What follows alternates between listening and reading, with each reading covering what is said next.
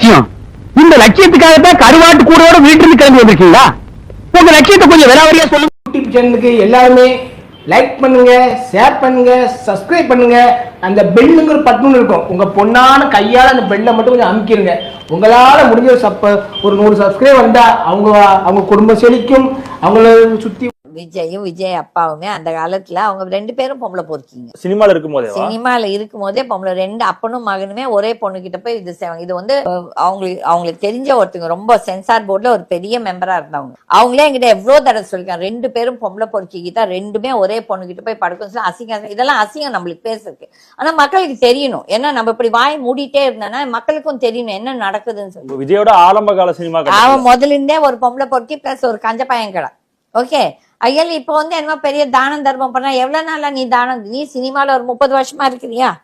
நீ வந்து ஒரு அட்லீஸ்ட் 15-20 இயர்ஸா நீ ஒரு டாப் லெவல்ல இருக்கிறியா? அப்பெல்லாம் நீ யாருக்கு தானம் தர்மம் பண்ண? இப்போ வந்து இந்த 2-3 வருஷம் கட்சி ஆரம்பிச்சது நீ பண்ற. இதுமே ஒரு டிராமா. இதுக்கு முன்னாடி எத்தனை தலைவர்கள் இருந்திருக்காங்க? கட்சின்னு ஒண்ணு வச்சிருக்கீங்களே, அந்த கொடிக்கு என்ன அர்த்தம்? புரியுதா இல்லையா? சொல்லு, அந்த இயக்கத்தோட கொள்கை என்ன? கொள்கை இல்லாம நாங்க இருக்க போறோம். அதான் என்ன சொல்லு, நான் இங்கே உட்கார்ந்து வேணா கேட்டு போறேன். என்ன கொள்கை சொல்லு, கொள்கை என்ன சொல்லுப்பா. சின்ன சேனல் எதா இருந்தாலும் அது கொஞ்சம் ஆதரவு கொடுங்க. உங்க பொண்ணான கையை கொண்டு அந்த பெல்ல தட்டிடுங்க. அவங்களுக்கு சப்ஸ்கிரைபர் 5-10 ஏறுனா அவங்க மனசு சந்தோஷப்படும். அவங்க வீடியோவும் பாருங்க.